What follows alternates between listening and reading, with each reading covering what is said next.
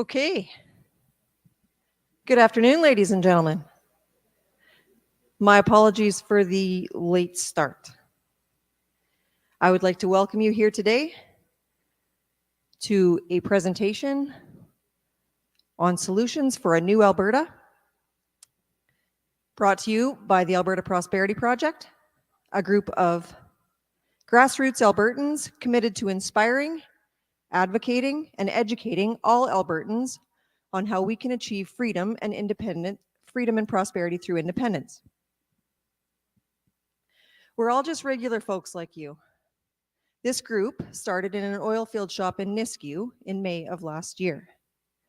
A group of hardworking Albertans tired of the corrupt, top-down, tyrannical governments meddling in their affairs. You all know how that feels, right? This group of Albertans decided then and there that they were going to do something about our predicament.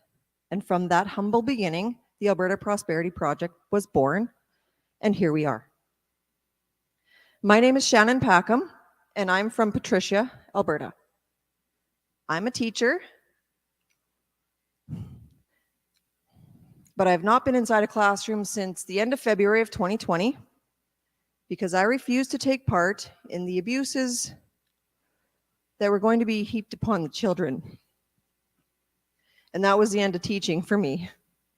But I discovered that day that you can never be afraid to stand up for what you believe in, even if it feels like you're standing alone. I'm also learning to trust that there's a future waiting for us that is beyond what we can even maybe imagine at this time. It's suddenly that you just know that what you're doing, it's the right time, and so you just kind of roll along with it. The presentations that you're going to hear today are to plant the seeds of hope and plant the seeds of change. The secret of change is to focus all of your energy on building the new rather than fighting the old. So this is how it goes.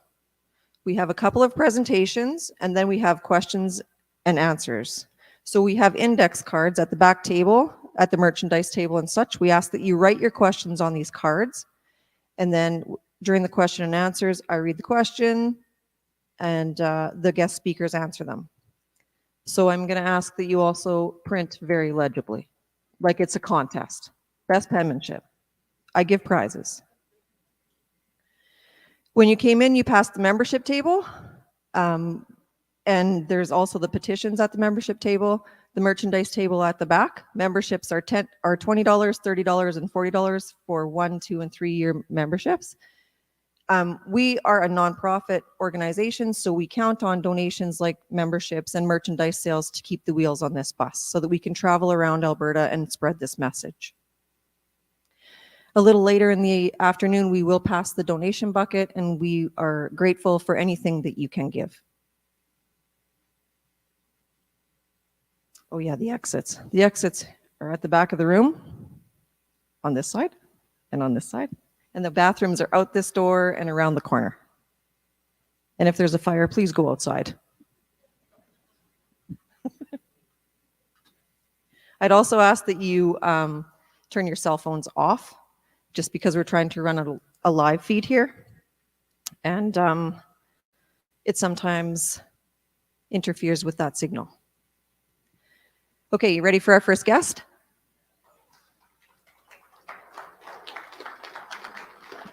Our first guest is a resident of Edmonton, educated over 17 years at the universities of Alberta, McGill, and Stanford.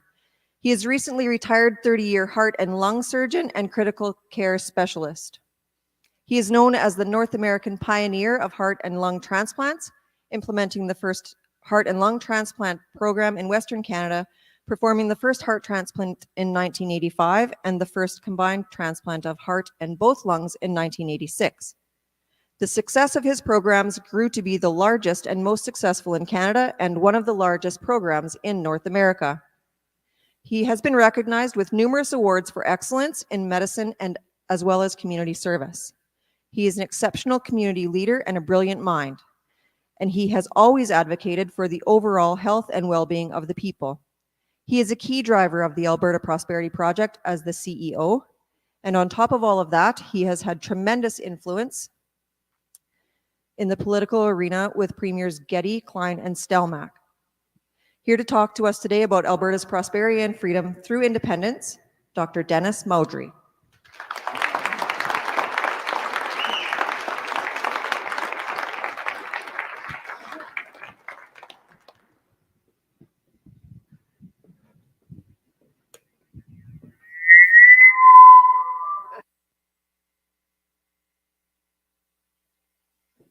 That was me, I guess. Squeaking. Hi, everybody. Thanks so much for coming today. It's quality today, not so much quantity. Thank you, Shannon, for your kind comments. We had an event yesterday in High River, and I made the point that I don't usually comment on these things, but throughout my career, I operated on over 7,000 patients. It was my privilege to be able to try and improve the quality and quantity of life for people. And now we're trying to improve the quality and quantity of life for all Albertans. So instead of one at a time, now we're looking after 4.5 million people. So thanks very much for coming and hearing the message. So just a little amusing anecdote, the price of gas. That's not so funny though, is it? So a couple of weeks ago, we were in Medicine Hat, about 1,500 people there, but as we drove into Medicine Hat, my wife and I needed gas, and so we pulled into the Shell and pulled up to the pump, and I went to get gas, and I realized there was no card reader. So I had to go inside.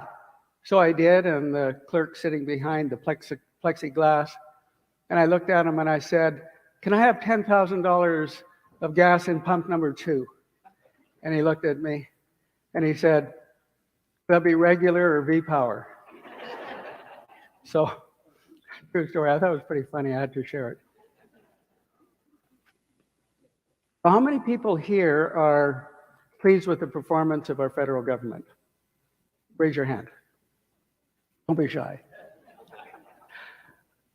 How about the performance of the Prime Minister? Again, don't be shy. Well, what are we prepared to do about it? How about the performance of our provincial government? How many people here are pleased with the performance of our provincial government? Again, nobody's raised their hand. And so what does it tell you? It tells you that you're not alone. Many people are upset with government for so many reasons, making promises that they don't keep. Corruption, fiscal impropriety, wasting your tax dollars, lies. Friedrich Nietzsche once said, "I'm not upset that you lied to me. I'm upset that from now on, I can't believe you." And doesn't that say a lot about government these days? Which is why we're jaded and we're frustrated, and we need to do something different. How many people here are concerned about their prosperity? Raise your hand. Well, you're not alone. There was a Angus Reid survey reported on January the 4th that indicated that 87% or January the 12th, 87% of Albertans were concerned about inflation and the cost of living. Another poll on January the 4th, 73% of Albertans were disillusioned with the federal government. Another interesting stat that's worthwhile taking into account is a report by Jack Mintz on November the 11th. It was reported in the Financial Post. Jack is the chair of public policy at the University of Calgary, and he's advised many governments over many decades. And he pointed out that ending our oil and gas industry will result in a 1/3 reduction in the average income for Albertans if we do nothing. Now, we truly are facing an existential threat to our very way of life, to our individual freedoms and rights, and to our prosperity if we do nothing. But I'm here to tell you today that if we come together for common cause and do something amazing that's never been done before, the future could be incredibly brilliant. And so what is that has never been done before? That's the Alberta Prosperity Project. Now, just to give you a structure, the Alberta Prosperity Society is a registered society. It has a board of directors, of which I'm the chair. It has one mandate right now, and that's the governance of the Alberta Prosperity Project. And the Alberta Prosperity Project purpose is to unify all Albertans, businesses, and organizations to protect your interests, your individual freedoms and rights, and your prosperity by enabling Alberta to chart a new path forward. And what is that new path forward? And that's what we're going to talk about in a couple of minutes. It's not often that we know the future, though. And we do know the future if we do nothing with respect to the Great Reset, for example. Let's look at the dilemma that we are currently facing with respect to freedoms and with respect to prosperity. Now, how many people here would like freedom from being overgoverned, overregulated, and overtaxed? All right. How about freedom from wokeness, cancel culture, critical race theory? And what about freedom from the Great Reset? Okay. Well, that's good. Because that's the response that we get everywhere that we go. Now, look at the freedoms that we've lost. We truly don't have freedom of speech anymore. And if you try and have a conversation with somebody who has an opposing perspective to yours, they may well accuse you of being a racist. Right. How many people have you read about, for example, who have spoken up and who have lost their jobs? There you go. So this is the sort of thing, you don't have freedom of speech when you cannot speak up against a conventional narrative, for example. Well, what about freedom of assembly and freedom of association? We've seen how that's worked the last couple of years with respect to the mandates. And we've seen how freedom of assembly can be trampled under horses' hooves in Ottawa. What about freedom of movement?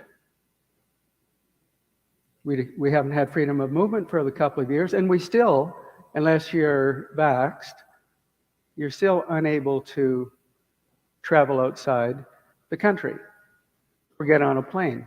And what about, this is so important, what about the freedom of families be the moral, cultural, and social pillar of society to pass on to future generations beliefs, critical thinking, responsibility, accountability, ethical behavior? That's been usurped by the education system. We now have a situation where parents may not be told what's going on with their children anymore. That has to come back to you folks. That has to come back to the parents. We need to get out from under this kind of oppression by the education system. What about the freedom to own and enjoy property? How many people here own their homes without a mortgage? Raise your hand. Excellent, I'm glad to see that. But if you think you own your home, just don't pay your taxes and you'll find out who really owns your home. Time for a little shot of vodka.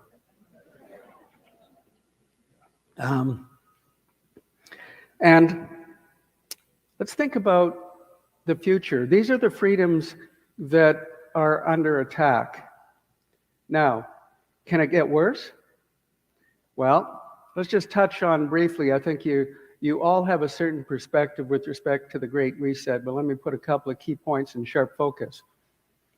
So this is a highly influential movement by the global elites of the World Economic Forum and United Nations, and they've contracted to come together on what is called Agenda 2030, which is designed to reset the global economy and to restructure the fabric of society using banks, governance agencies, along with environmental, social, and governance metrics to control billions of people.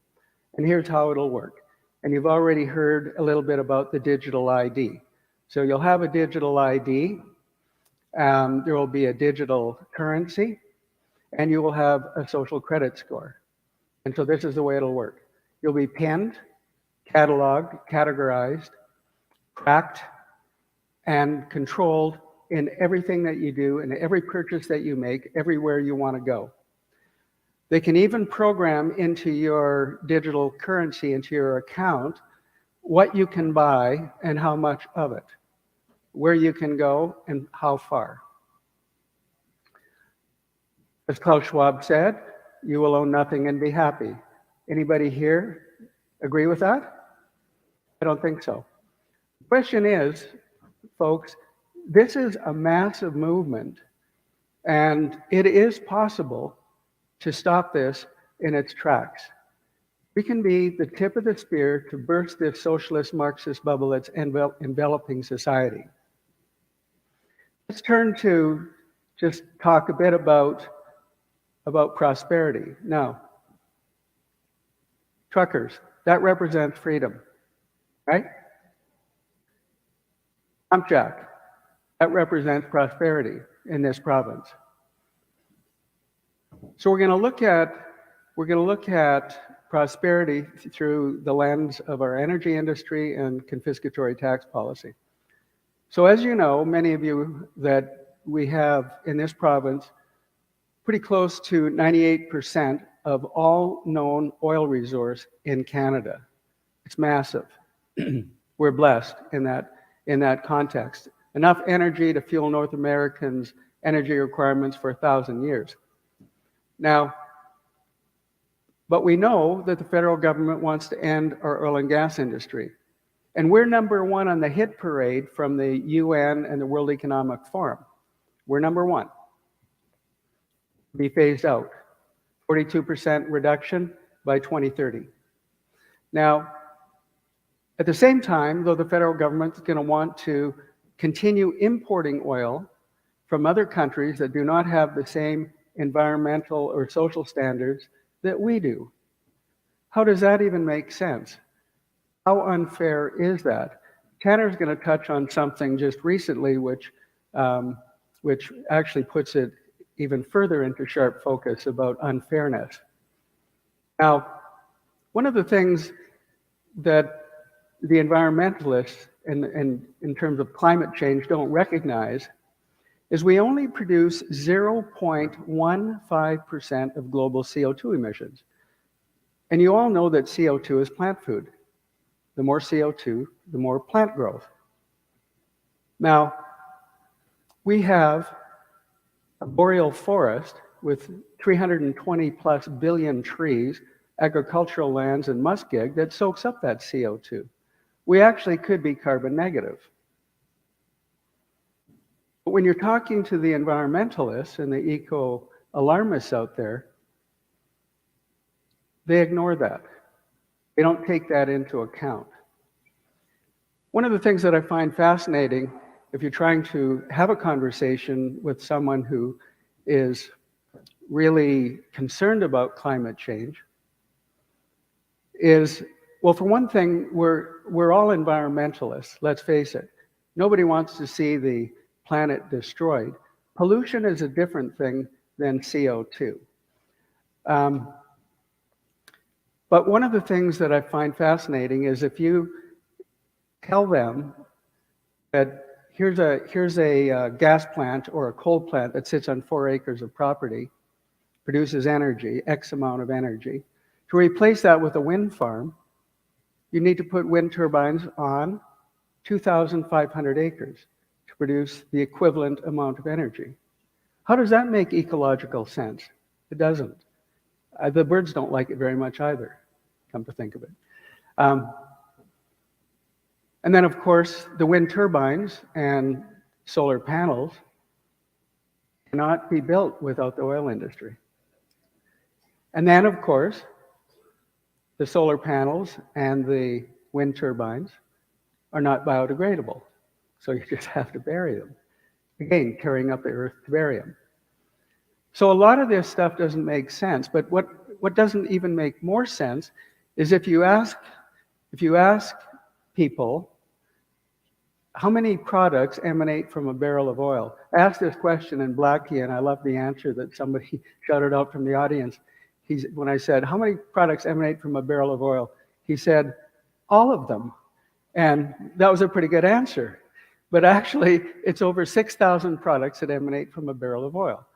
So everything from the roads we drive on to that which encompasses cables, electrical cables, clothes that we wear, makeup, medications such as aspirin and Tylenol, and even anesthetic agents. So without the oil and gas industry, we wouldn't have these 6,000 products, and we'd literally go back to the Stone Age. So if you need surgery someday without the oil and gas industry, here's what's going to happen. Your surgeon's going to give you a couple of shots of whiskey, and a few minutes later, when you're a bit stoned, he's going to give you a bullet between your teeth and he'll tell you to bite down hard because this is going to hurt. So I don't think this is the future that we want. I say this tongue in cheek, of course. Now, one of the things that is important to understand, does everybody know who Patrick Moore is? Patrick Moore was one of the founders of Greenpeace. And he's done a 180. He has come out and pointed out that the whole climate change argument is untrue. It was originally designed, believe it or not, by Maurice Strong from Winnipeg, a billionaire oil man, and George Soros as a means of redistributing wealth. That was the original purpose of the whole climate change argument. And you have to admit, they've been very successful in selling this concept. But one of the things is that not one apocalyptic climate catastrophe that was predicted has occurred. Not one in 100 years. So when will society recognize that if you keep saying something's going to happen and it never happens, when will society wake up and realize there is no apocalyptic climate event as a result of anthropomorphic climate change? In other words, man-made climate change. Now, how many people here know who Steve Allen is? Steve Allen is a forensic accountant, and Steve was commissioned by the provincial government to look at foreign government spending that interfered with the development and transport of our natural resources. And between 2003 and 2019, get this, $1.3 billion was spent on advertising and obstruction of the development and transport of our natural resources by various non-government organizations, by the Tides Foundation, by the Suzuki Foundation, and many others. And where did this funding come from? Well, it came from other governments that were in competition with our oil sands development. It came from other companies, oil and gas companies from other countries that were in opposition, competitive opposition to our own development. So they benefit financially and we suffer as a result. Even more maddening, however, is our federal government has also funded these organizations to shutter the development of our natural resources. So when you think about what governments have done to us, at what point do we stand up and say that's enough? Let's look at confiscatory tax policy. So every year we are federally taxed to the tune of around $55 to $60 billion a year, of which we get back about half, $27 billion. We overpay our pension plan by $3 billion. How many pensioners would like to have that $3 billion be retained in Alberta, double your pensions?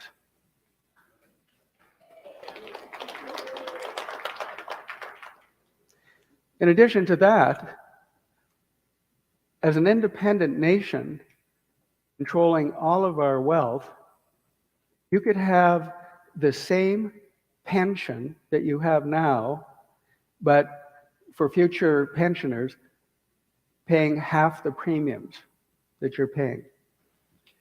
In addition, since 1980, since the NEP, we have, with equalization and the NEP, we've contributed nearly $700 billion to the federal government, for which we have not received 1 cent in return.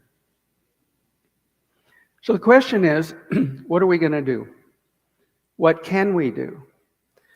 So there are 3 options. One of them, I want you to consider a canoe, the Alberta canoe on the Niagara River, and you're all in that canoe. And eventually, you're going to hear the rush of the falls.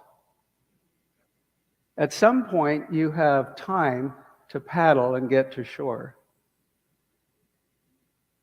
If you don't pay attention to the rush of the falls, you're going to go over into the abyss of the hell of the Great Reset, because that's coming if we do nothing. So what else can we do? We don't like that option. Well, how about charting a new path forward? And that can look one of 2 ways: independence within Canada, or independence untethered to Canada. Now, just by a show of hands, how many people would prefer that Alberta remain in Confederation, but with a much better deal where we control our own wealth and we control our own affairs? How many people would prefer that? Okay. And how many people would prefer that Alberta get out of Dodge? All right. So that's pretty much, again, a reflection of what we see as we've spoken to at other events. But let's look closely, because I think it's really important to understand how to bring these 2 paradigms together. Those who want Alberta to stay in Confederation and those who want Alberta to leave. Let's consider first the ability to change our circumstances within Canada. And we'll use ending equalization as a metaphor to end any egregious program that harms Alberta's interests. Now, just for those people who want Alberta to remain in Canada, how many people here think that it's possible to end equalization or other egregious programs? Raise your hand. Okay, there's a few. Okay. Let's examine this through the lens of history, through the lens of the structural electoral imbalance, and through the constitutional hurdles. So first of all, history. Most of you will know that Alberta was incorporated into Canada September 1, 1905, thanks to the efforts of a gentleman by the name of Sir Clifford Sifton. He was the Minister of the Interior in the Liberal government of Sir Wilfrid Laurier, but he said something in 1904, which I think is really important to understand. He said, "We desire, and all Canadian patriots desire." Now, Canadian patriots in 1904 are those folks living in the regions of Quebec and Ontario. "We desire, and all Canadian patriots desire, that the great trade of the prairies is Alberta's wealth, that the great trade of the prairies shall go to enrich our people in the East, to build up our factories, our places of work, and in every legitimate way contribute to our prosperity." Not the prosperity of Alberta, not the prosperity of the West in general, but the prosperity of the East. We started as a colony, September 1, 1905. 116 years later, we're still a colony, and we still continue to be pillaged and plundered for the benefit of the East. Think about that. 116 years. Not one federal government has protected your interests or your individual freedoms and rights or your prosperity. Not one. And not one provincial government has been able to either. Now, Let me tell you something about national energy policy that many of you know something about, but I'm pretty sure some of you don't know some key points about it. So in the late 70s, Alberta was booming. It was becoming the economic center of power in Canada. All 5 major banks were moving their head offices to Calgary, and one did, CIBC. There was a massive demographic shift of people and businesses from elsewhere in Canada and elsewhere in the world to Alberta, and why not? It was absolutely booming. There was literally liquid gold in the streets, if you will, oil. That collided with what was going on in Quebec. That was the Quebec secessionist movement. Now, no matter what you think of Trudeau and his finance minister, Marc Lalonde of the day, or the financial elites from Bay Street and Montreal, they came up with a brilliant plan, and that was the national energy policy. Ostensibly, it was sold to Canadians, and particularly to Albertans, to share the wealth by transferring funds from Alberta to poorer regions in the country so they could have similar social programs. That's how it was sold. Now, there are 2 main reasons for the national energy policy. One was to prevent Alberta from ever again becoming the center of economic power in Canada, and 2, to buy Quebec's loyalty to Canada with Alberta's wealth, which is why Quebec gets 2 of every $3 of equalization. So think about that. So that's a little bit of history. Let's look at ending equalization from the perspective of the electoral imbalance. So as you know, we do not have representation by population. And it wouldn't matter even if we did. But to make the point, Prince Edward Island has 1 elected MP for every 40,000 population. Alberta has 1 elected MP for every 130,000 population. And it's no better in the Senate. So what does that mean? It means 2 things. Number 1, every federal election will be decided by voter-rich Quebec and Ontario.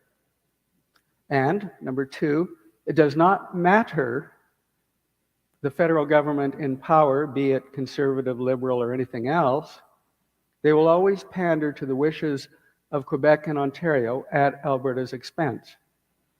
That's the hand we've been dealt. It cannot be changed.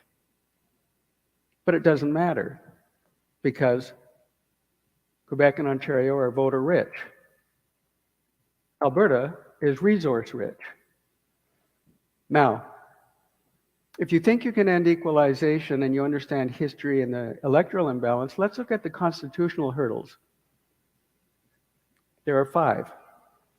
So in order to end equalization or any other egregious program, you would have to have the House of Commons vote in the majority to open the Constitution and change it to benefit Alberta. Hurdle number 1. Hurdle number 2, the Senate would also have to vote in favor of ending equalization or any other egregious program. Hurdle number 3, 7 of 10 provincial legislatures representing 50% of the population also would have to vote in favor of Alberta. And how do you think Quebec would vote? And hurdle number 4, Quebec feels that it has a veto and it didn't even sign the Constitution. And I'll explain to you in a second why it might actually have a veto. Brings up the 5th hurdle. That's the Supreme Court itself. Now, any constitutional battle that would occur between Alberta and Ottawa or the other provinces will be adjudicated by the Supreme Court. And when you understand the Constitution of the Supreme Court, ask yourself how they would vote. So there are 9 justices on the Supreme Court. They're all appointed from the Prime Minister's office. 3 are from Quebec, 3 are from Ontario, 1 is from the Maritimes, and 2 is from all of Western Canada. Now, Do you think that on a constitutional battle to end equalization or to protect Alberta's interests in any other way by getting out from under, say, the Canada Health Act or out from under Bill C-69, the Environmental Protection Act, and Bill C-48, the tanker ban? What do you think the probabilities are that how the Supreme Court would vote? In favor of us or in favor of the East? I think you know the answer. Well, and if you want some recent history on that, look at how the Supreme Court twisted itself into a pretzel in order to approve the carbon tax, which is totally against provincial authority to develop and transport its natural resources. Which is why, if they can twist themselves in a pretzel to do that, they can also very likely assure Quebec of veto. So we're in a very difficult situation. And let me put a fine point on changing the Constitution with these two facts. There were two attempts to change the Constitution. One was Meech Lake, and the other was the Charlottetown Accord. They both failed. So here we are, for those who would like Alberta to stay in Confederation, but with a much better deal. Do you really think it's possible when you understand history, the electoral imbalance, and the constitutional hurdles? So if it's difficult to impossible to do that, what about the alternative? Independence, untethered to Canada. The truth of the matter is you can't achieve either of those two paradigms right now. And the reason is because Alberta has no negotiating power. It has no leverage. But you, ladies and gentlemen, can provide a government, a provincial government, with that leverage. And the leverage, the only leverage that can work, is a successful referendum on independence. That gives Alberta the moral and legal legitimacy to chart a new path forward. So here's the way it would work. 2023 May election. A government is elected that has committed to you that they will protect your interests, your individual freedoms and rights, your prosperity, Alberta's prosperity and self-determination, and will guarantee to hold a referendum on independence. Now, that government implements what would be termed the first piece of legislation, the Alberta Sovereignty Act. This is very similar to what Rob Anderson, Derek Frum, and Barry Cooper from the Free Alberta Strategy had drafted. So the way it would work is that there would be an accelerated process to take control of policing, pensions, immigration, employment insurance, and provincial tax collection, which sets the stage for taking control of federal tax collection. That's a baseline. That sets the table. In addition, as part of the Alberta Sovereignty Act, new regulatory changes are made with respect to banking, particularly ATB, Service Credit Union, and any other Alberta-based credit union, to get those banks and credit union out from under federal control. That will then protect you folks as depositors from CRA and from the federal government. And you can see how important that is, as you just witnessed what the federal government did to those people who donated to the trucker convoy. So that's a very important piece of legislation. Now, within 24 to 30 months of being elected, all of those things that I've just said are accomplished. That is easy to do. It's well within the scope of the government to just do it. Then you have that referendum on independence, and it will be successful. Now the government has the moral and legal legitimacy to go negotiate with Ottawa and the other provinces. And very much like Brexit, identified a timeline beyond which negotiations will cease, we would do the same thing. After 6 to 12 months of negotiating, if Alberta doesn't get what it wants, so long. Now, we remain part of the Commonwealth. There's trade relations that are relevant. We would have US support. We've already had some discussions with the US Republican Party. With respect to this, there are many benefits of Alberta independence. For example, how would you like to be the lowest tax region in North America? How would you like to have the best pensions and old age security in North America? How would you like Alberta to be the best place to start a business, raise a family? This is all possible in addition to creating the best healthcare and social programs in the world. And we know how to do that. We've already drafted it. You can look it up. It's on the website. So how do we go about achieving this objective now? How do you folks get involved? Where does the Alberta Prosperity Project fit into all of this? Well, as Ralph Klein used to say, find a parade and get in front of it, right?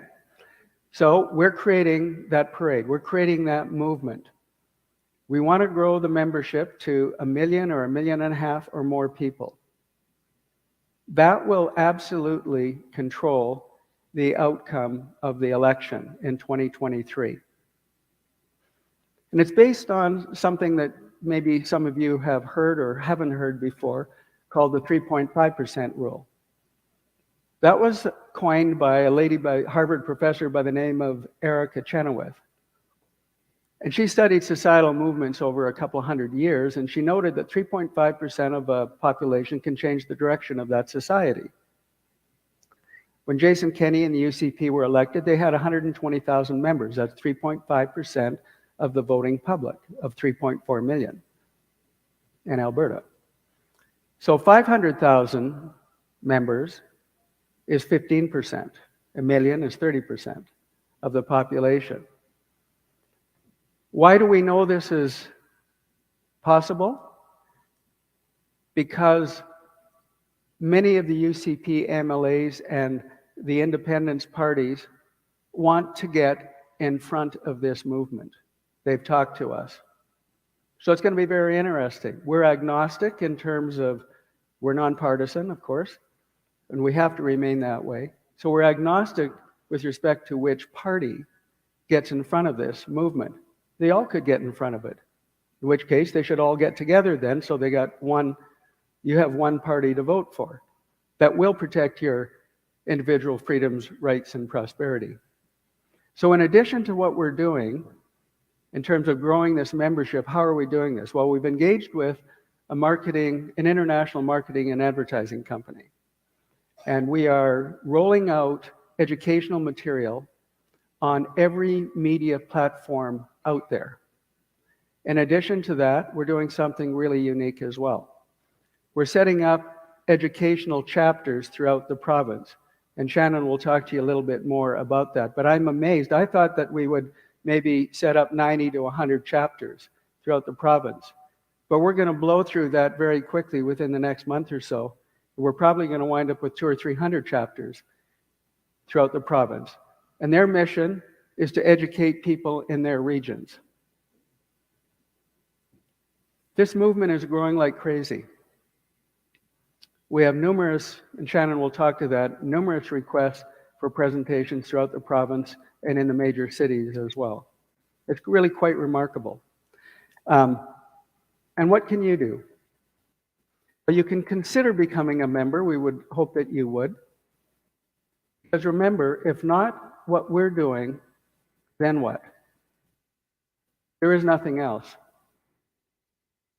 There is nothing else but what we are doing. We are building a village. We are building a community. We want you all to be part of that. You can become a volunteer in addition to a member if you have more time. And if you really have more time, you can become a chapter leader.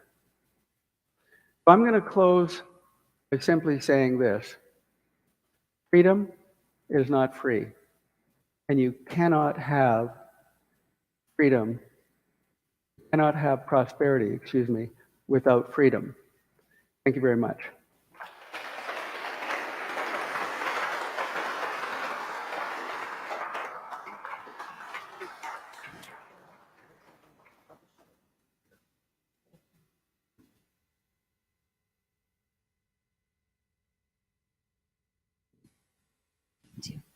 Ladies and gentlemen, Dr. Dennis Modry.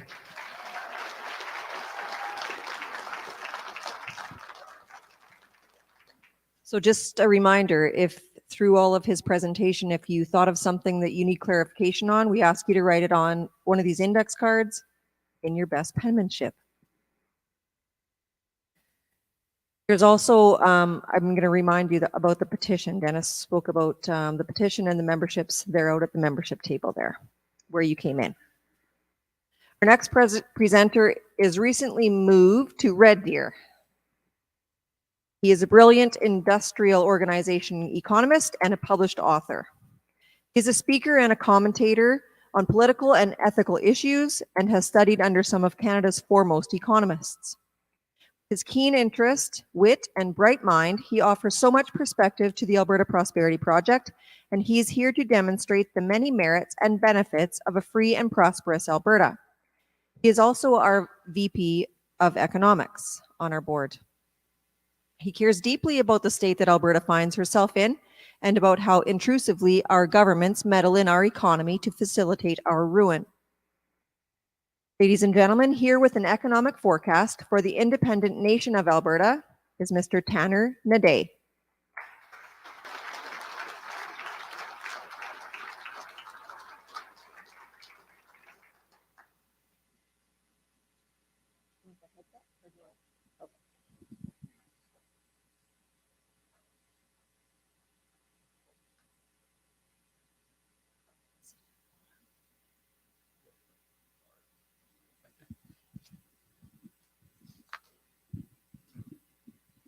Dr. Modry had mentioned that yesterday I was talking about some recent events in the news, and I didn't know he was going to bring that up today. Otherwise, I would have brought the speech from yesterday.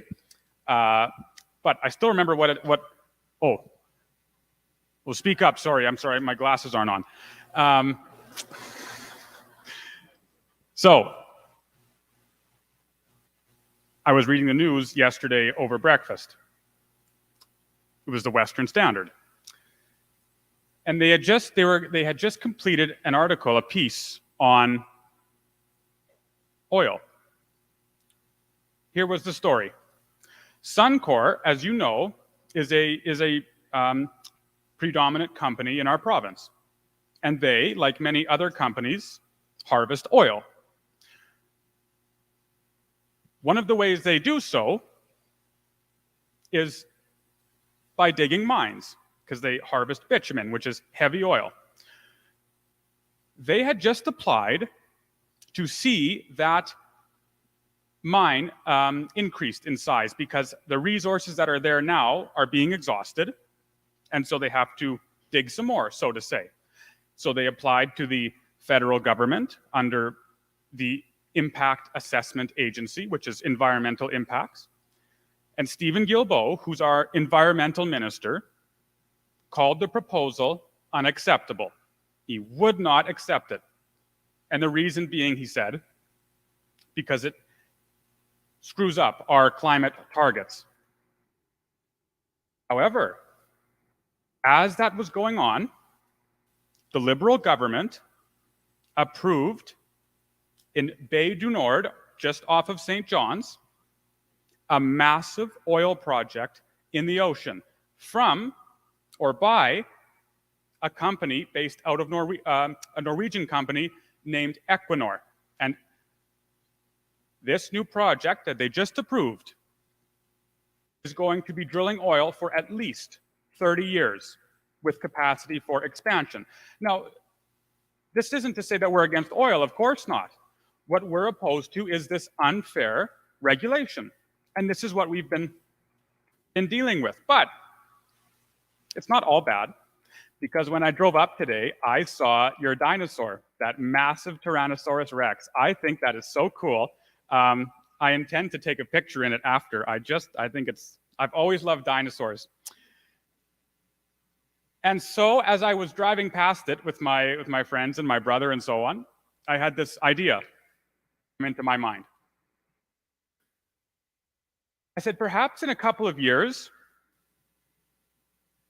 the technology in order to create living dinosaurs like Jurassic Park may be available to us. And so as I'm thinking to myself, I said, why don't we band together as investors and create in Drumheller a Jurassic Park, a park with living dinosaurs. And with all that's going on today, it seems like one of the least dangerous things that we could do. So suppose we did that. Suppose we did that. Now, as you know, we would be a company. Let's call ourselves a Drumheller Park or something, just like Jurassic Park. And our job would be to make profit, because we're a business. Milton Friedman, a famous economist, has a famous quote where he says, "The business of business is business. The purpose of business is profit." What that means is the actual company, say it's this Drumheller Park, is accountable to their shareholders. Those of us who invest in this company own a part of that company, and that company's purpose is to make profit. If that company isn't making profit, then you and I, of course, are very unhappy with that company, and rightly so. And so we can get rid of our shares, we can influence the board, whatever it might be. If, on the other hand, that company is making profit, then we're happy, because it's doing what it's supposed to be doing, and it's increasing our well-being and the well-being of the customers. This is what's known as the shareholder theory of business or of capitalism. Again, Milton Friedman was famous for it. It's quite simple. The company's purpose is to make a profit and to work for its shareholders. Now, Dr. Modry was talking about Klaus Schwab and this new reset and so on, and I want to build off of that. You see, on one hand, we have shareholder capitalism, which is private enterprise. The company exists to generate profit for the shareholders like you and me. Mr. Schwab and the rest of his members at the WEF are proposing what's known as stakeholder capitalism. Shareholder capitalism is private. Stakeholder capitalism is something different. Here is what Klaus Schwab is proposing. He says, this is a description of what he's proposing. Under stakeholder capitalism, under Schwab's capitalism, the shareholders have a stake in the success of the firm, true, but the firm also has an obligation to other entities deemed stakeholders. Stakeholders are employees, customers, suppliers, and the community. When you read further into the WEF documents, what he really states is, at present, he goes, we have companies that are accountable to their shareholders. Mr. Schwab says, I think it should be that companies are accountable to everybody, not just those who have shares in the company. And his reasoning is actually quite simple. He makes it very simple for anyone to understand. The most clear and present example, as usual, has to deal with energy and industry. Let's suppose that I have a power generator, and so I burn some coal, which turns a turbine because it heats up water and it generates electricity, and then I ship that out. Mr. Schwab says it's not just the shareholders who are affected by what you as an energy generator are doing. He says that energy generation plant is producing pollution. And there are people who live in Alberta who are affected by that pollution. And there are people in Canada also who are affected by that pollution. And there are people in North America who are affected by that pollution, and so on and so on and so on. And so Mr. Schwab says, you have, as a company, an obligation to also meet the demands of everyone, in essence, in the world. So as you can tell, you can hardly call this capitalism at all. You cannot call it capitalism precisely because it diminishes the idea of private property. Under Mr. Schwab's idea of stakeholder capitalism, everyone owns everything, which really means no one owns a thing. It's communism to a T. It's a perfect definition of it. Now, as you continue to read those documents, you see that Mr. Schwab says profit is evil. That's really the theory behind all of this. He says profit is totally evil. Of course, he's making a pretty profit himself at present, but his idea is that profit is evil. Now, I want to dispel that notion. Profit is good. It's necessary and it's moral. But as you know, in this ideological dance that's been occurring for the last however many decades, these radical ideologues have shaped the landscape and the arena so that when you say or argue that profit is moral and that profit is good, immediately you are branded a capitalist pig or an evil monster, so to say. It has a negative connotation. I think that's wrong. I know that's wrong. Here's why. We have a problem. You and I want a lot of everything. And everyone wants a lot of everything. So much so that we don't have enough resources in the world, which is finite, to meet our infinite or near infinite demands. So the question is, how do we ration goods and services in society efficiently so that as many people as possible can be as well off as possible? The miracle of the market is that we use price. Prices are simply a signal of value. That's what a price is. It gives an objective, it puts an objective number on something that's not theoretical, but difficult to define. It's brilliant. It's brilliant.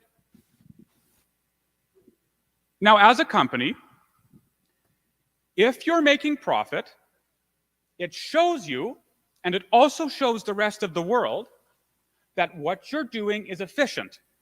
What you're doing is valuable. People in society who purchase your product, whatever it might be, in doing so, and in generating that profit for yourself, show that we are using our resources efficiently. You see, if we start a business together and we're touring people around our Drumheller Jurassic Park, and nobody shows up, and we're losing a lot of money, then it's a signal to us that something is wrong. Something isn't working. The people don't value what we're doing. They don't think it has benefit.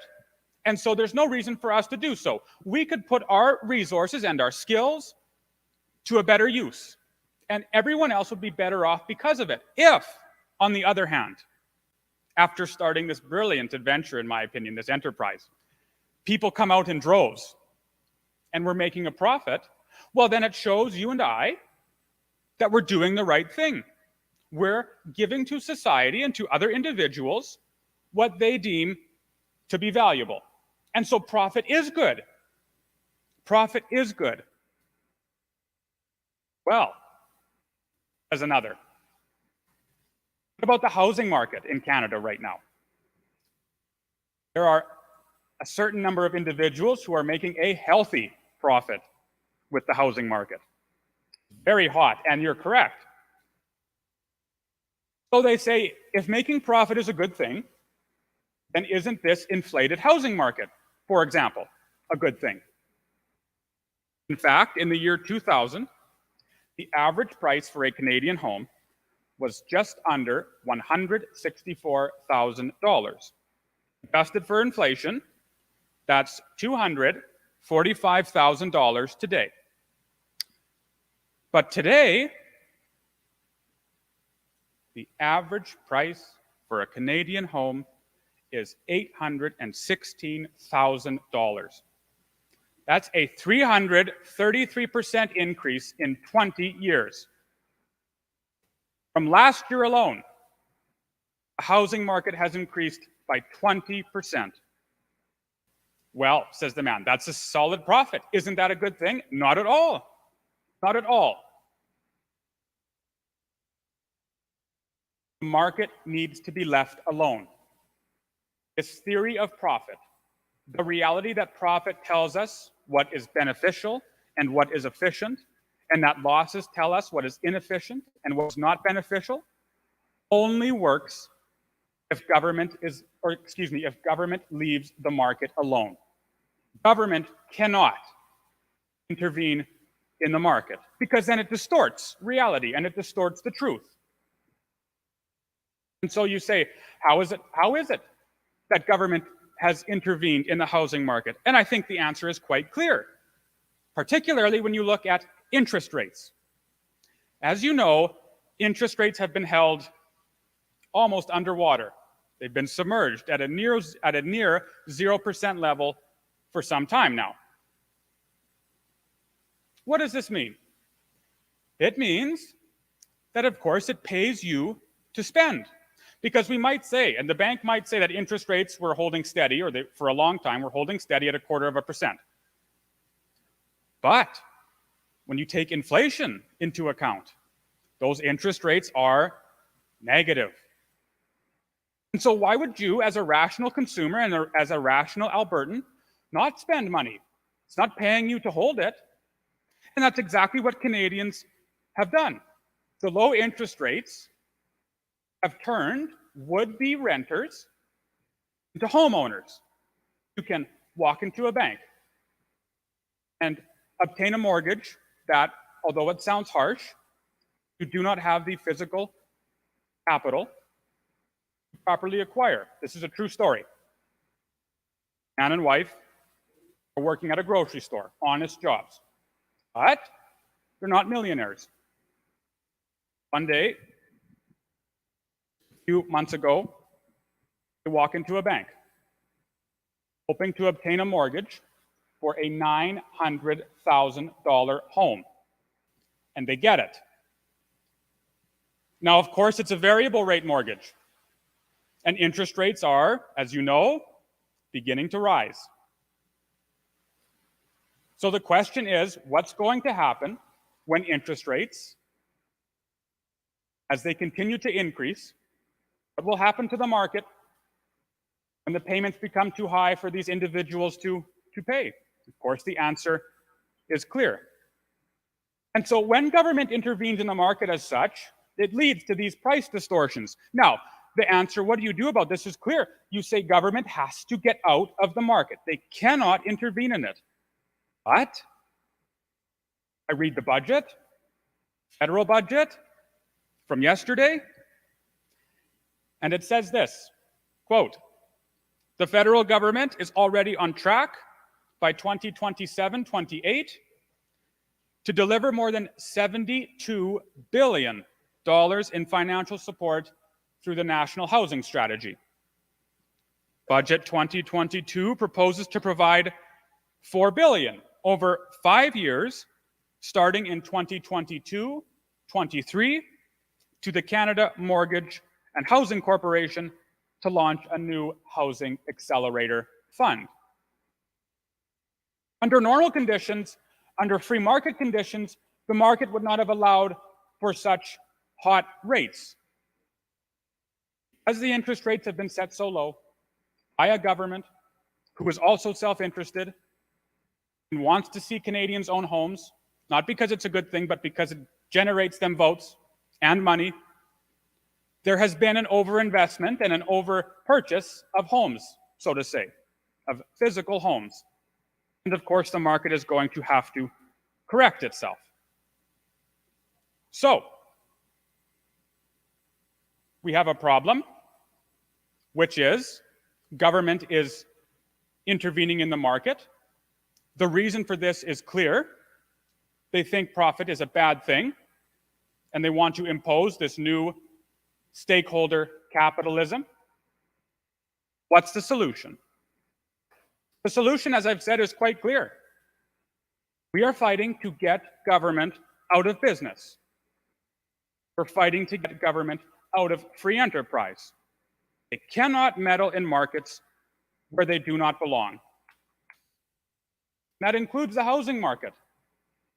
This entire crisis, this idea of making the market what a few self-interested individuals want it to be, started because the gangrene of big government was allowed to infect and rot all of these markets. So again, the solution is clear. It's quite simple. One, free market capitalism must be championed, cherished, and promoted in an independent Alberta. Two, Klaus Schwab and his grisly gang of New World Order conditioners must be at once disregarded, forever opposed, and immediately locked out of the province. And three, as free individuals, as free Albertans, you and I must be allowed to own private property, acquire private goods, and engage in private investment without worrying about government intervention. So, we at the APP are offering Albertans a choice. We have, on the one hand, joblessness and shortages and the menace of an omnicompetent global technocracy that threatens our way of life. But on the other hand, we have freedom. APP, minimal taxation, a flat tax rate of 10%, and an aim to eliminate property tax entirely, as Dr. Modry was talking about. But why do this, the progressivist might say? Why is this such a good thing? Why not strive for the welfarist ideal that Mr. Trudeau and others are so plainly pushing at present? The answer is clear. Again, because we want freedom, because we want prosperity, and because we want justice, and because we want, for all Albertans, what C.S. Lewis wanted. We want to live our lives in our own way. We want to be able to call our homes our castles. We want to enjoy the fruits of our labors. We want to educate our children as our conscience directs. We want to save for their prosperity after our death. These are the wishes that are deeply ingrained in you and I as civilized men and women, and they are the ones that the APP intends to protect. Thank you so much.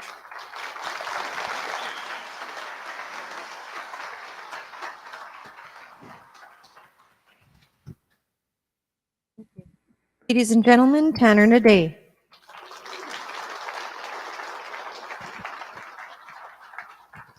Okay, so our next guest is going to get things fired up here a little bit, I think.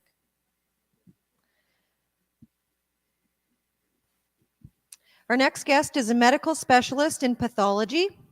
He is a graduate of Cambridge University and a fellow of both the College of American Pathologists and the Royal College of Physicians and Surgeons of Canada.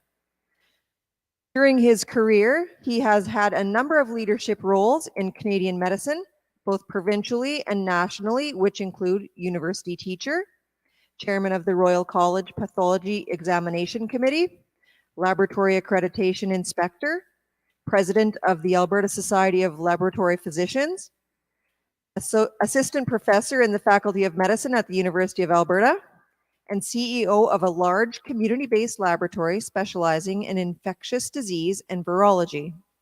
He is currently the chairman of an American biotechnology company active in DNA sequencing. He is most proud of his role for many years in public health advocacy as honorary chairman of Alberta ASH, Action on Smoking and Health, for which he was made Citizen of the Year in Edmonton.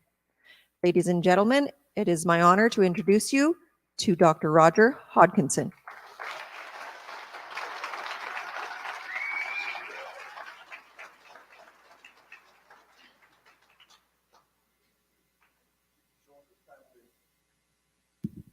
Short of family photographs, this is my most precious possession.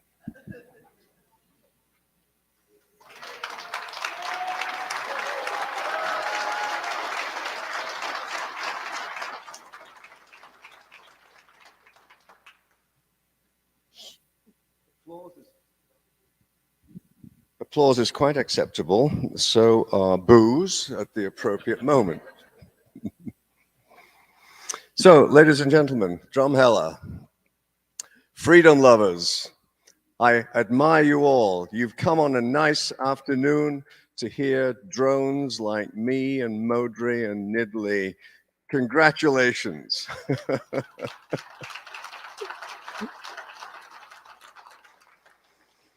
So my reputation precedes me, I believe. I ask you all to buckle up and welcome to the world of inconvenient facts. You came in here angry, I hope, and my job is to make sure that when you leave, you're even angrier. But I want to give you a way of channeling that, because every single one of you here is part of this moment, this movement to take back our freedoms, and we cannot fail. So this afternoon is to energize you to get out there and do something.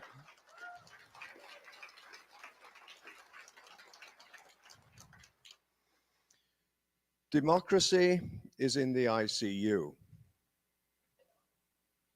She never did get the early attention that would have prevented her being admitted. That was prohibited. Don't rely upon the doctors to get you out of the ICU, democracy. They've got stethoscopes in their ears. They can't hear a damn thing. They haven't been hearing a damn thing for 2 years. We'll get into that. So we need all of you to put in your oar and pull hard before forge a new political direction. Because there is a new app in town, the APP. The APP is leading the charge to educate people, just like Dr. Modry did and Tanner did, about how we got into this mess and how we can find a much brighter future. I'd like to lead off with a statement made in the Australian Senate, a statement that you have never heard made in Canada by any of our senators, and it reads as follows. To the Prime Minister, the Health Minister, the Federal Health Department, and all those in the Senate and House of Representatives, all of you who have perpetrated this crime. Remember, this was said in the Senate of Australia. I direct one question. How the hell do you expect to get away with it? We're not going to let you get away with it. We won't let you get away with it. We are coming for you. We have the stamina to hound you down, and we damn well will. Have you heard that said in Canada? No, no, no. Cowards, all of them. Retreads. There's no one to lead this country out of this mess. Pay attention to Ed Bourgault, the guy from Saskatchewan, self-made man, Canada's Trump, who's thrown his hat into the ring of the PC leadership race. So, to move on and to set the stage, I'm going to use a shock tactic here, because you all have to understand the gravity of what's happened and how urgent it is that we act. Failure is not an option. Because what has happened over the last 2 years could be summarized in these words. And remember these words. Repeat these words. It's been the rape of our soul. The rape of our very soul. You're being prisoners in your own home. Children have been brutalized. You've lost your jobs. You've not been able to hold the hand of your dying relatives. That constitutes the rape of society. And that's the scale of what's been going on. And that's why you should be so goddamned angry. Nothing has worked over these last 2 years. Nothing has worked. Nothing has been based in medical science. Nothing has worked. Masks, social distancing, testing, of which I know a lot, I'm a pathologist, contact tracing, travel bans, and now the gene therapy with the clot shot. They have the gall to say, having got us into this mess, that, oh, you know what? You can get your freedoms back if you're so bloody stupid enough to put your lives on the line and have the clot shot. The utter gall of that, for them to create a problem and then demand that you put your lives on the line to get off the hook that they created. Understand this, the big scale of what's happened here. The cure has been worse than the disease. You're all lab rats. You know, you've seen that cartoon, 2 rats in a cage? One rat says to the other rat, "Have you been vaccinated yet?" And the other rat says, "Of course not. It hasn't been tested on humans yet." Funny, yes, but true. Never, ever before in medical history have we injected an unknown substance into billions of people's arms, not knowing a goddamn thing about it, what it can do now or in 5 years' time. It's never happened before. To put a point on it, with respect to pregnancy, there's enough people here with hair the same color as mine to recognize this word, thalidomide. Remember the word thalidomide? Thousands of kids born without arms and legs. That's precisely what happens when you let big pharma run rampant, marketing something without appropriate clinical trials. And to put another point on it, over the age of 65, there are now 5 times more deaths per capita post-vaccination than there are post-COVID-19 infection. That doesn't sound like a good therapy to me.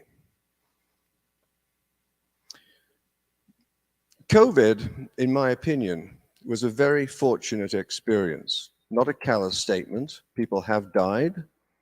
But in the grand scheme of things, not many more than die every year with the regular flu. A very fortunate thing because the truckers realized that this was the culmination of progressive loss of freedoms over decades. We needed something to react to. Thank you, COVID, for something to react to, because otherwise the incremental loss of freedoms would have gone on forever, entering us into a progressively darker and darker space. So thank God for the truckers. Thank God for the truckers.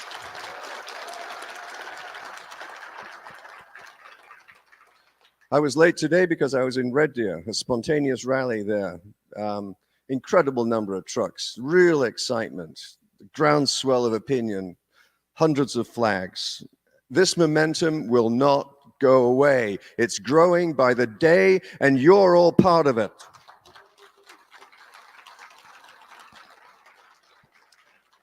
But to put things in a tighter perspective, yes, we've won the battle. We got rid of the Emergency Measures Act. We got the chief of police in Ottawa fired. We got the mayor fired. Yes, these were huge victories, and there have been others along the way. The U of T just decided that it would reverse its mandate, for example. It's happening all over the place. AHS is begging people to come back now. The walls are crumbling. We've won the battle, but the war is going to take decades, make no mistake about it. To get rid of wokeism in every institution, multinational corporations, government, medicine, etc., is going to be a colossal undertaking. And for that, we need a new government that respects the principles being put forward by the Alberta Prosperity Project.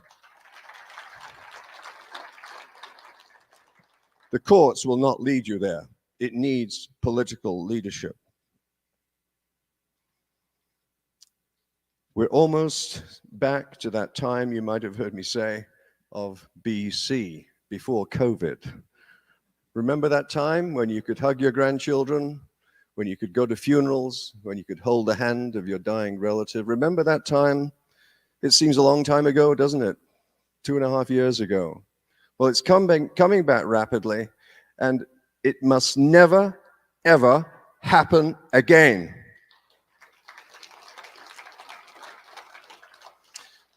So now that we have this momentum, the wind behind our back, it's a rather windy day out there. Now we have to figure out what can we all do, both individually and collectively. From a political perspective, individually, you must, emphasized, read my lips, must lobby everyone you can, MLAs, MPs, your physicians, your church leaders, your school boards. You've got to get out there and stick it to them. You've got to bang the desk. Why in God's name are you doing this? It's destroying lives. It cannot be allowed to continue. Every one of you have to be energized and bold and be prepared to take the heat, lose your job, whatever it takes, because democracy, as I said, is in ICU. And if we lose this round, we're going into a space that's unimaginable. You've got to leave here energized. In the meantime, kick Kenny to the curb.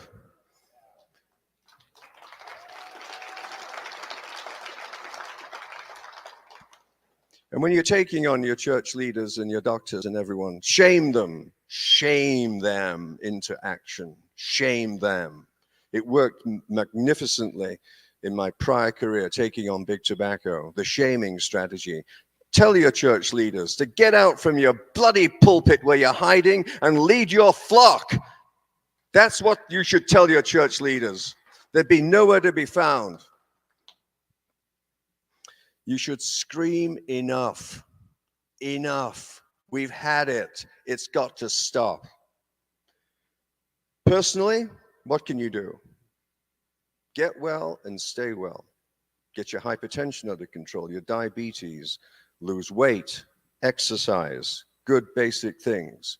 Take supplements, particularly vitamin D, and nutraceuticals of your choice. And don't forget prophylaxis. Those of you that are concerned about getting Omicron, which, by the way, is nothing worse than a cold, basically. It's now being called the latest vaccine, in fact. It's free, it's cheap, and it's quite safe. So I would not discourage you from entertaining a party at home where you're intending to spread it. That's what used to happen, isn't it? Measles parties, yeah. There are some interesting products on the market. I just found one yesterday, as a matter of fact, listening to a McCullough broadcast. I spend 3 hours a day getting educated, by the way. That's how serious I take this. It's the most important time in my career. I'm taking it very, very seriously, and every so often I pick up new things. There's a new product in the States. You can't buy it in Canada, but it is available by mail order from the States. It's called CoFix RX, C-O-F-I-X RX, CoFixRx.com. It's a nasal spray of iodine. It's an easy way, it's a puffer nasal spray. It's an easier way than buying betadine and diluting it 10-to-1 and putting 4 drops in each nostril as you're lying down in bed and feeling it trickle back into your throat. Iodine is very, very effective against all viruses. I suggest that you consider doing that, particularly if you're in a vulnerable demographic. And of course, if you can find it, ivermectin, very safe, very effective, despite what our Chief Medical Officer of Health, for whom I have other names, would have you believe. She was just in court, by the way. I'm not sure if you've been reading those transcripts, but to say that she was evasive is an understatement, relying upon, common consensus and what people have told me and this and that. She didn't quote a single paper on the stand. The Empress has no clothes, and that would be rather ugly, I think. Advice to the unvaxxed: just say no. Again, just say no. No, for God's sake, no. It's killing people. It's as simple as that. We think that at the end of the day, vaccines will have killed 2 people for every 1 person that it might have saved. That doesn't sound like a good medicine to me.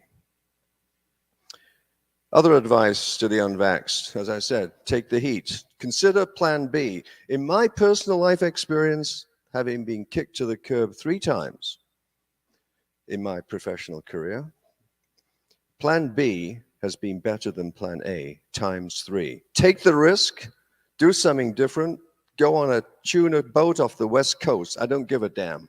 But you know what? Plan B needs risk, it's exciting, and it can certainly be better than plan A, and it might give you the freedom that you've been lusting for. And if plan B fails, big deal. Dust yourself off. Your employer will be happy to have you back because you're experienced, you've got a track record, and you were a valued employee.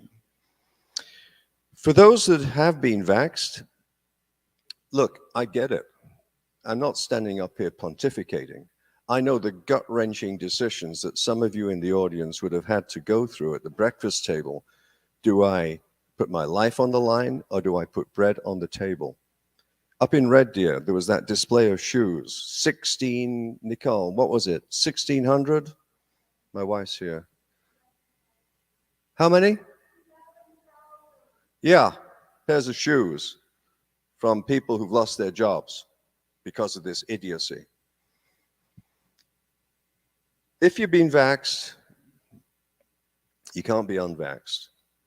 But you've got to understand the probability. It's all about probability here. Yes, terrible things can happen after vaccination, but more so in the first couple of weeks.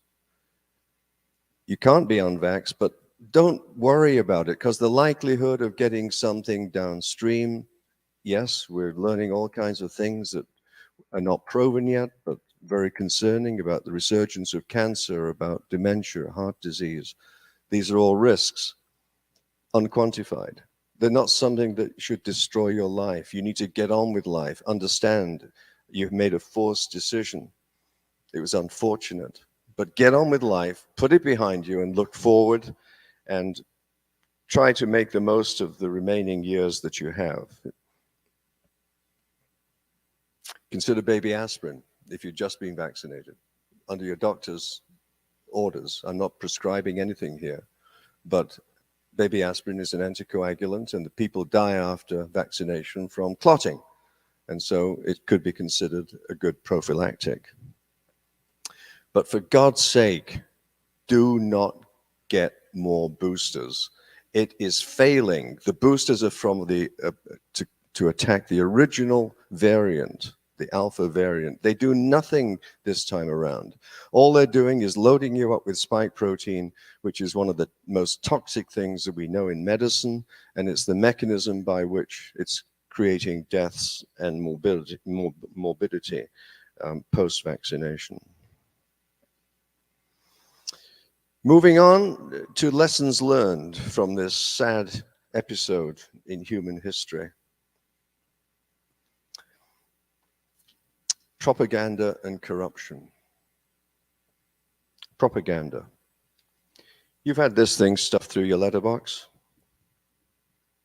This is an urgent health message. Have I got your attention yet? Armageddon is coming. Be fearful. It's going to kill everyone. No such thing. It's nothing worse than a bad seasonal flu. And how did we handle that for decades? With a thing called common sense, thank you very much. Tear this goddamn thing up. It's full of lies, such as, So many, it's hard to find the one that I want to talk about. How about this one? Are the vaccines safe? Question mark. Yes. Bold caps, period. No qualifications. What an outrageous lie. Have you seen the VAERS database in the States? The adverse reaction database? 12,000 deaths, grossly understated, probably 100,000. Other vaccines have been pulled with 35 deaths, 35. And now we have maybe 100,000 deaths, let alone the morbidity that is even more significant. Lifelong. Because at the end of the day, remember, the deaths due to COVID have been vastly exaggerated to create fear, and the deaths from the vaccine have been grossly underestimated, again, to get themselves off the hook. There's a huge disparity here of lies every way you turn.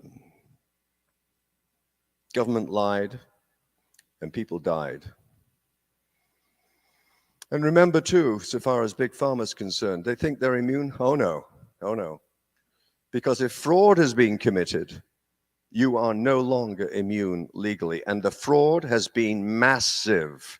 You've seen the Pfizer database being revealed.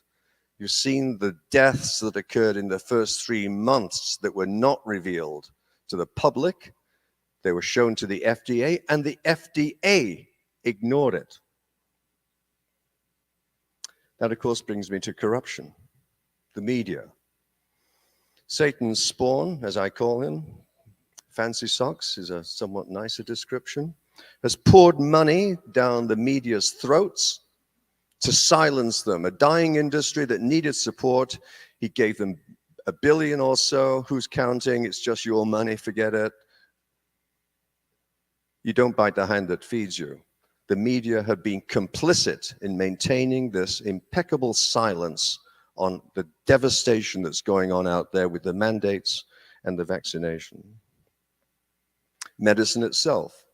The New England Journal of Medicine and the Lancet in Britain are corrupt organizations, the top 2 journals in the world.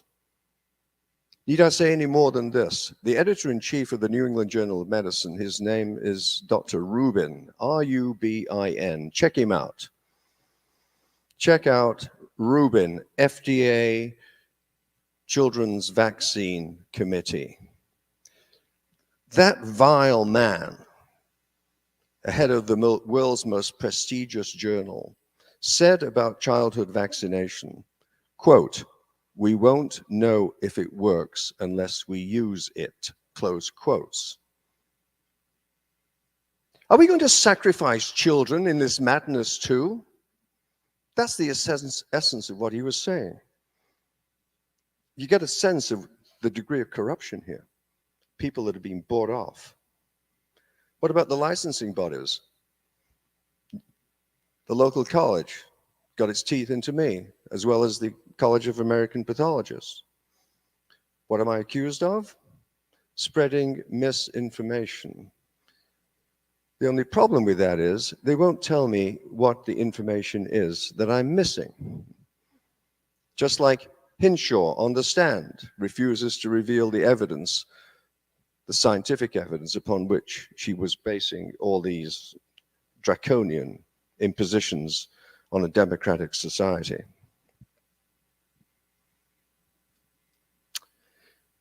The licensing bodies are there principally to do one thing, to protect you from Dr. Modry and me. Make sure we're not pedophiles, make sure we're not cutting off the wrong leg, di-da-di-da. That was their job. Instead of that, I'm saying this publicly now. Come and get me. I'll take the stand.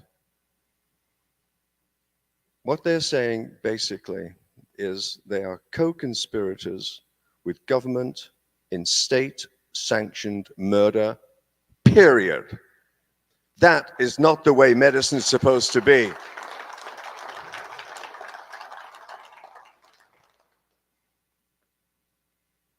So I could close on the government side of things and the college side of things by saying this. Government is your new doctor.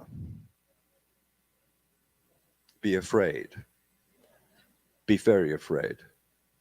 The same doctor that looked you in the eyes last week and lied to your face, are you going to believe that doctor next time you go in with a bellyache that could be cancer and he says, I've investigated you and it's nothing to worry about? Are you going to believe that doctor ever again when they've lied to your face about something that he and she knew could kill you? They lied to you. Medicine has changed forever. Over decades, we've earned that title, doctor, that trust that's implied in that word, doctor. We've earned that over centuries, and we've lost it like that. It's gone. It's gone. And that's a tragedy for medicine. Not only that, but all the lies that they've been talking about with this vaccine. They're accusing us of promoting vaccine hesitancy. Well, it's like the Democrats with the Russia collusion. When they accuse you of something, they are doing exactly that. They are creating vaccine hesitancy by the distrust that you now all have for the regulatory agencies that control the distribution of medical products. You're legitimately concerned now about vaccines. Many of them are probably still safe, but perhaps the book should be reopened to look upon the data in which they declared these vaccines safe, because it has now created great suspicion for the very regulatory agencies that are supposed to actually be in control of your safe existence. And I've almost finished. Not to exclude the alphabet agencies, that's a complimentary term for the FDA and the CDC. Normally, vaccines go through a 5 to 10 year clinical trial, not 6 months. And you don't have Big Pharma running their own trial. It's a little bit like having your children mark their own homework. It's not a very good idea, because you get a guaranteed outcome. You have the revolving door of their executives revolving around Big Pharma and CDC and back again. And then you have, of course, their bribing. You might have seen Paul Alexander was offered a $1 million bribe by Pfizer and $50,000 a month in order to shut up. The same company that was fined $1 billion+ for fraudulent marketing not so long ago. Big Pharma is corrupt, period. And final lessons, gain of function. Look, it sounds technical. How the virus was created in that lab in Wuhan, intentionally created, not intentionally released, totally different story.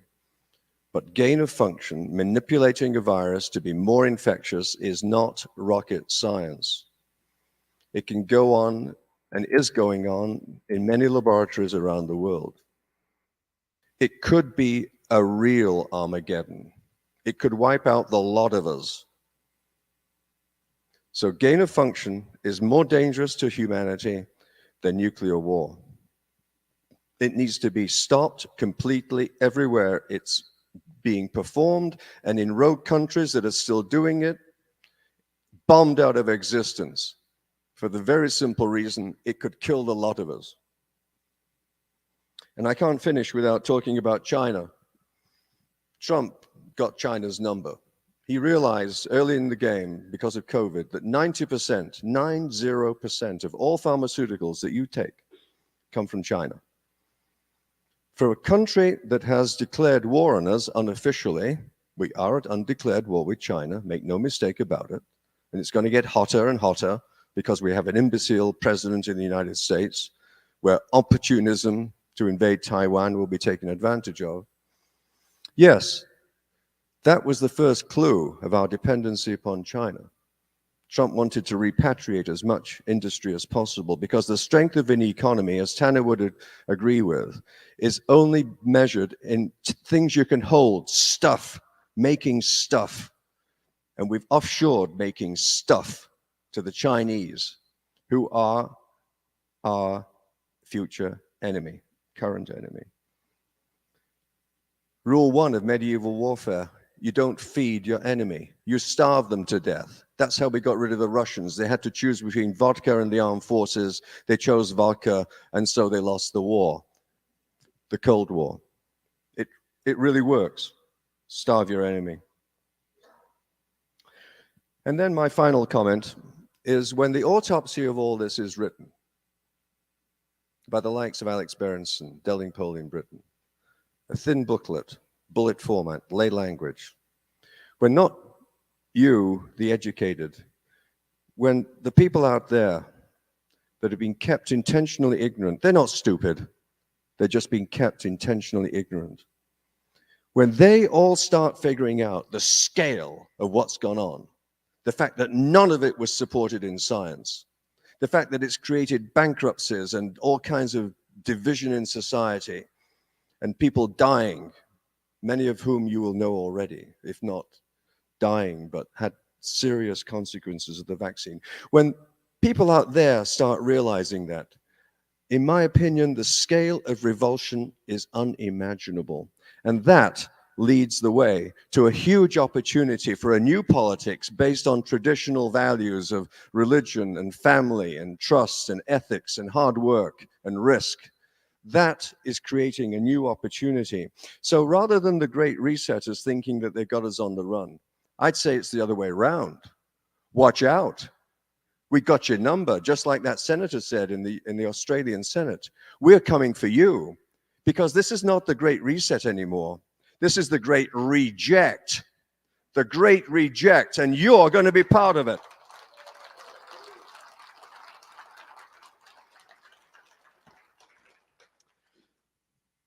So I say, all of you, kill wokeism, root, stem, and branch.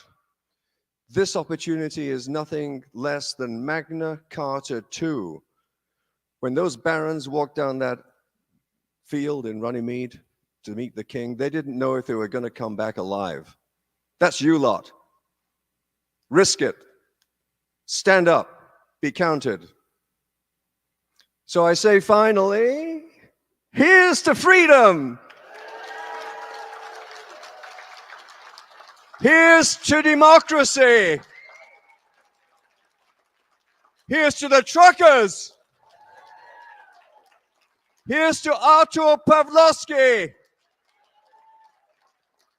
And here's to a prosperous Republic of Alberta. Thank you.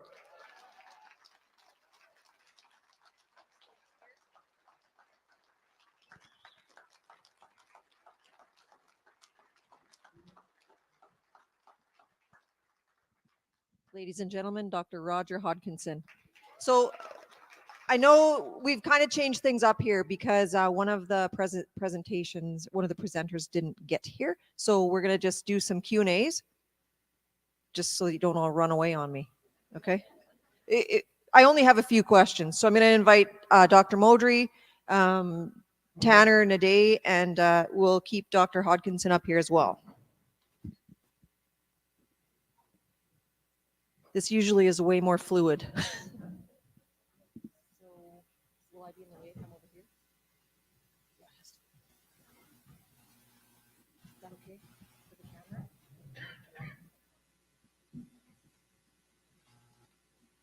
You have to sit here. Oh, well, what if you have this one? You sit there. Okay, come on, everybody. Take your seats. Here's your microphone. Whoa. Is mine on? I guess it is on.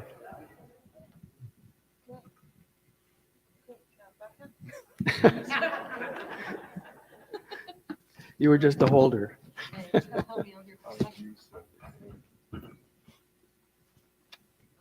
Normally I have a little bit of time to do this because we do it in the break. So this question says, what are the current number of memberships?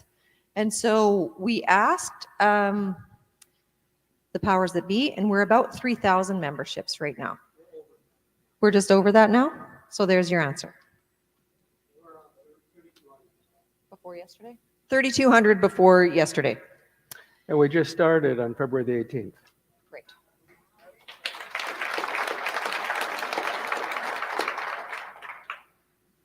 How do you address getting our resources to Tidewater as we remain a landlocked republic? All right, Tanner and I usually switch on this one, so he's just given me the authority to respond. So it's really a good question, and it's really important to understand that we're not really landlocked in the classic sense. We're really policy locked by federal regulations. And when you think about our natural resources, 95 to 98%, Tanner knows the exact number, of our trade goes south of the border. So that will continue. In terms of getting our natural resources to Tidewater, we're not without clout. So for example, you take the UN Convention on the Law of the Sea, Articles 124 and 125, give landlocked countries the right to get their goods to Tidewater. That's one thing. But the reality is that if you take northern BC is very much aligned with Alberta right now. And just as the country is divisible according to the Supreme Court, regions and provinces are divisible as well. And it's interesting that northern BC wants to align with us. And all of the indigenous tribes, population in northern BC wants energy corridors and the ability to transfer goods to Tidewater through northern BC. So there's that, but we're also not without clout. So think about us as an independent nation. And is it in BC's and the rest of Canada's interest to embargo Alberta to prevent us from getting our goods, our products to Tidewater? As Tanner points out, one of the largest ports is the port of BC. Now, goods that come into that port to go elsewhere in Canada, what do they have to cross? Alberta. What can we do if we don't get access to Tidewater for our goods? Well, we can simply say one of two things. We can say, well, we are going to impose massive tariffs on anything that is transported across our borders from west to east or east to west. If that doesn't get their attention, we can block it altogether, including flyovers. So we actually have far more control in terms of getting our products to Tidewater than we currently have within Canada. And we would have international support for that as well. Tanner, you have anything you want to add to that? No, Dennis, he covered it extensively. I would just add, often the question regards to oil, but he's correct in that 98% of our oil is shipped, 99% is shipped south of the border. In Canada, that's 4.3 million barrels per day is shipped to America. Alberta has some 98% of Canada's total proven oil reserves, and that's what's proven. Also just announced, we're telling this at all our events because it's unbelievable. The second largest exporter of oil to America is Mexico. They ship 711,000 barrels of oil every day to the Gulf Coast to be refined into other forms of oil, just as we do. They have, however, just announced that beginning next year, they're totally shutting in. No more oil from Mexico is going to America or any other country. And so that leaves this large discrepancy that's going to have to be filled, and here we are. Would you look at that? We have all of this oil ready to go. So no, I don't, as an economist, I see absolutely no issue at all with regards to landlocking and Alberta gaining her independence. We were just talking with another prominent member of the APP, and he was telling me that, in fact, the richest country in the world, Luxembourg, is landlocked. The fifth richest country in the world, Switzerland, is also landlocked. So there really is there's no issue at all whatsoever. Yeah, one other thing I want to add to that is that something that you don't know yet is Central BC is producing a BC Prosperity Project after what we have created. Similarly in Saskatchewan. And if the dominoes fall and Alberta becomes independent, Saskatchewan, and then if Manitoba comes, we've got access to Churchill as well as another route, in addition to access to the north as well. So there's everything to be encouraged about with respect to getting all of our products, oil, etc., to Tidewater as an independent nation. We have far more control independently than we do now. Roger, what can the vaccinated folks do to detox? Yeah, detox is kind of a quacky word. You know, you can't get the vax out of you, sadly. It's there, but the real danger is relatively short-lived in terms of the serious effects. We don't know about the medium-term effects, as I said, which are plausible but not studied. Again, a huge deficiency. Consider vitamin D. We're still in the sort of winter doldrums. Unless you're taking vitamin D, all of you here would be vitamin D deficient by definition after the winter. You should be taking at least 5,000 international units a day. An incredible boost for your immune system. Anyone in a nursing home, by definition, is year-long vitamin D deficient. They're still not getting it despite the obvious evidence of benefit. Cheap and effective and totally safe. Other than that, nutraceuticals may have a place to your vitamins, vitamin C, vitamin B complex, NAC, quercetin. These all have a role to play in general maintenance of health, but there is sadly no way of getting the vaccine out of your system. What's very concerning is, of course, this is to make you super angry, you might have heard this concept of reverse transcription. Dogma is DNA in your nucleus codes for RNA to make proteins in your cytoplasm, a one-way street. That's dogma molecular biology. It's now quite clear that the RNA in these vaccines can be what we call reverse transcribed and incorporated into your DNA permanently. What that means for transgenerational spread is unclear. It could perhaps get into spermatozoa, not over in the ovaries, because a baby girl is born with all that they have. By the way, isn't that a reason to be concerned about fertility in young girls getting vaccinated? So that's the upshot on getting detox. There's not much you can do, but avoiding getting more of that stuff in your system from boosters, which are utterly useless, despite being called the new vaccine. Avoiding boosters would be very wise. These two kind of go together. So is the Alberta Prosperity Project going to become a valid Alberta political party at some point? The next question, which is related, so what is going to happen if no political party gets in front of this parade? Will the Alberta Prosperity Project have candidates? Very good question.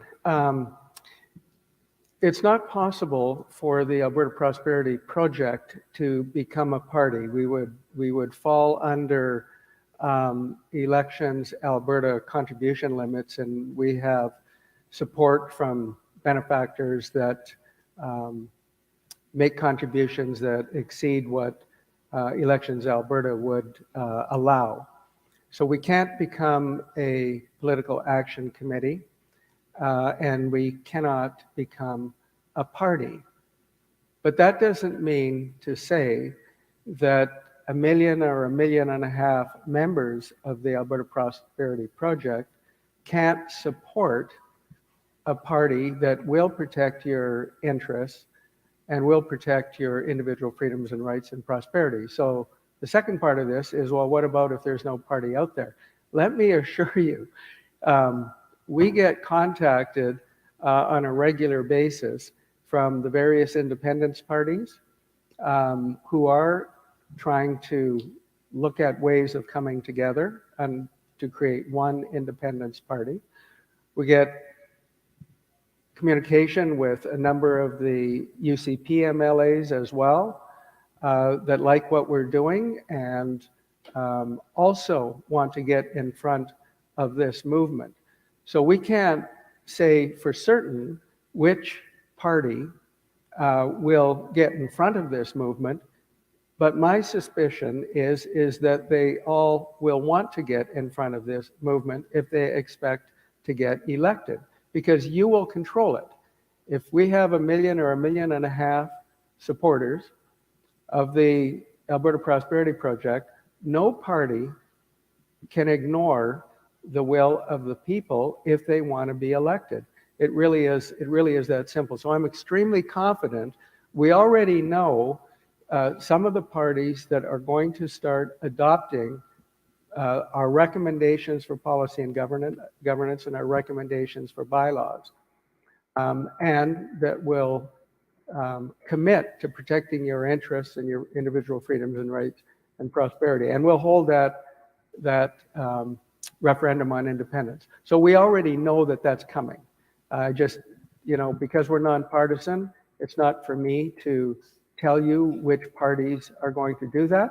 But what we will be showing you on our web will be a grid, for example, that will show the various parties, and then along the top, what they're willing to do. And it will check the boxes, and you'll be able to see for yourself. It'll become crystal clear as to which parties. And my suspicion is there's going to be a number of parties that are going to check all of the boxes. But then we have something unique that we can do. Jeff Rath, who's on our board, he's a constitutional lawyer and a litigator. He's one that's been questioning Hinshaw lately, or one of the two. He's pointed out that one of the things that we can do with 1 million and 1.5 million people, we can have a party that wants to embrace what we are saying. We can hold them legally accountable to do it. So that's something that you never thought of before. That's something that I wasn't sure we could do, but Jeff says, yep, we absolutely can draft that. So if we're talking to the leadership, whoever it might be, of UCP or the Independence Party or Wild Rose or whomever, we get them to sign that contract. They have to do exactly what you people want. So that's something that you've never heard of before.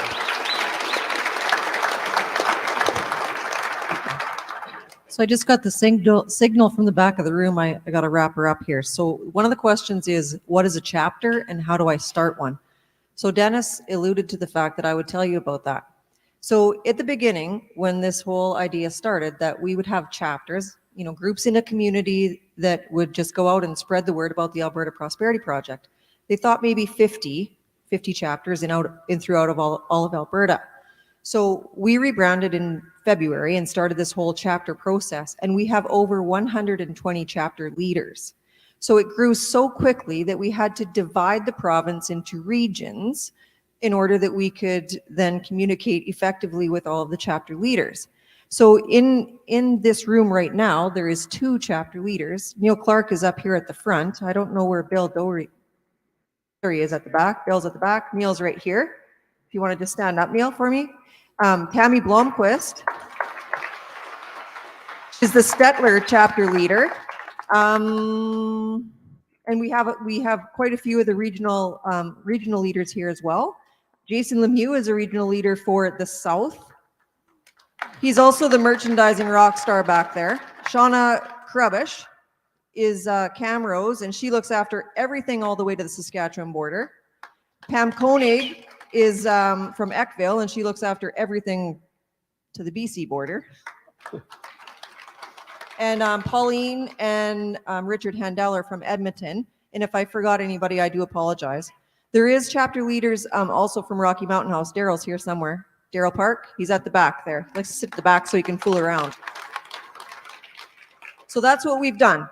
So being a chapter leader means we give you all of the information that you're ever going to need to get things going on into your community. We give you the rack cards, we give you the membership forms, we give you ideas. You know, you can have a meet and greet and coffee and cake, but for that one, can you please invite me because I like to eat cake. You know, you can have a prosperity garden. Grow a garden in your community. Share the produce with your neighbors and your friends. Prosperity garden is a great idea. Our friend David Steckenrider has been working on that. So anything that you can think of to grow this project, grow the membership, grow the inspiration and the advocacy for the Alberta Prosperity Project, we want you to do that, and we will give you the tools that you need to get that done.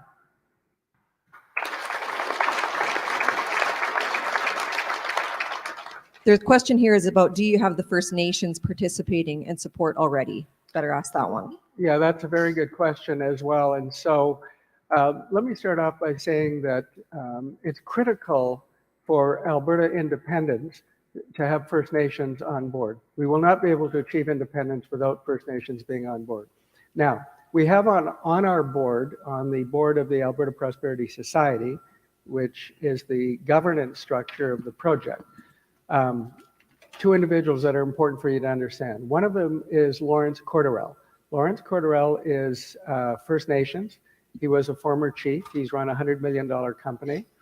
And he is our VP of Indigenous Sovereignty. And he'll be speaking at some of our events as well. In addition to that, we have Jeff Rath, who's a constitutional lawyer and a litigator. And Jeff has been dealing with Indigenous affairs and litigation for 30 years. He's won cases at the Supreme Court.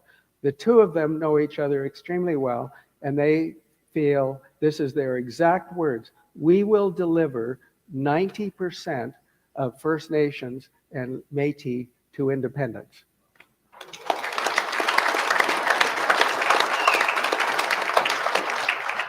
The last question I have is, where are your next meetings or events, and where are they? So we're taking Easter weekend off. We've been on the road pretty much steady. So Stavely is on April 22nd, Cowley, Alberta, April 23rd, Sundre is the 24th. Then we're going to do a northern swing to Slave Lake, Athabasca, and Barhead Westlock on the 29th, 30th, and the 1st of May. We're already booking into June for these events with our guest speakers so that we can get this word out. So that's how busy we are. That's how readily that people want something new, and we appreciate you for that. So that's all the questions that we have for these guys. I'm going to ask them to step off. Dennis Modry, Tanner Hnidey, Dr. Hodkinson.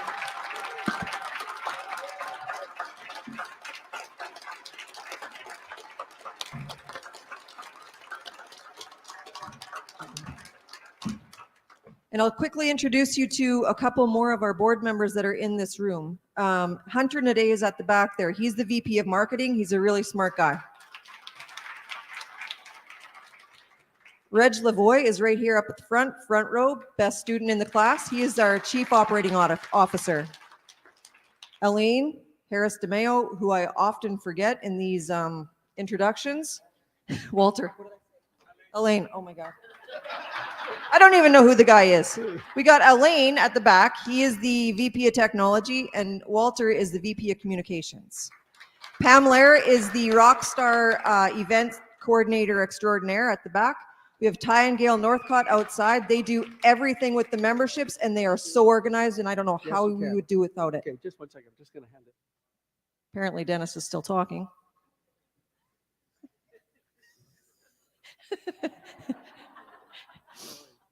So that covers our presentation. So I just want to leave you with a few words.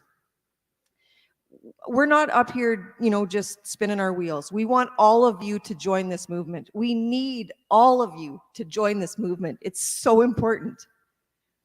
We've got one chance to secure the future for our children and our grandchildren. One chance, and that's in 2023. We have to elect an independent, focused government in 2023.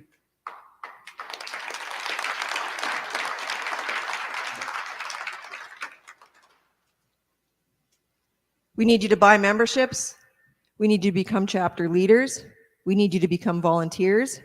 We need you to create events in your communities and bring people together. The Prosperity Garden is a great idea. We need people with vision. We need people with ideas and energy. We need you to show your friends and your neighbors that there is hope. We've planted those seeds of hope today. We planted the seeds of change. We need you to grow those seeds. You need to talk to your friends and your neighbors. You need to talk to perfect strangers. I do it all the time. It's easy. Sometimes dangerous, but still easy. We need you to spread the word every way you can. We've got good people at this table, and it's my honor to stand with them, and it's my honor to stand with all of you. We believe in the good of humanity. We believe in the good of community and the good of our friends and our neighbors. Together, we can and we will make a difference. We wish to see the rights, freedoms, and dignities of all Albertans restored with accountability of government, courts, and bureaucracy. Our solution, as Dennis mentioned, is 1 million to 1.5 million people with no politicians at the table. And together, we'll stand together and make a difference. It's something that's never been done before. We will be making history when we do that.